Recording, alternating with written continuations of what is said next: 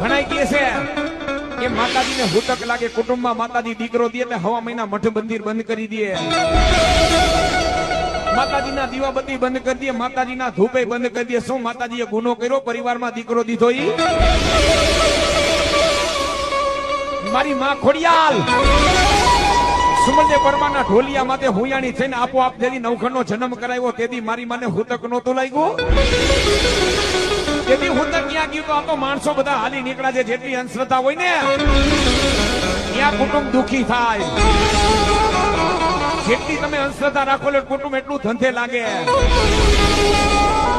બાકી કુટુંબની માલિકો મારી માં દીકરો દે ને દીકરાનો કોઈ દી હુતક નો લાગે. હુતક ક્યારે લાગે? 20 વર્ષનો દીકરો, 25 વર્ષનો દીકરો. આ લોક છોડીને પરલોક હોયા જાય તેથી માતાજીના મઠમાં તમે જઈને દર્શન કરજો. મારી માના તેજમાં ઝાખપ આવી જાહે.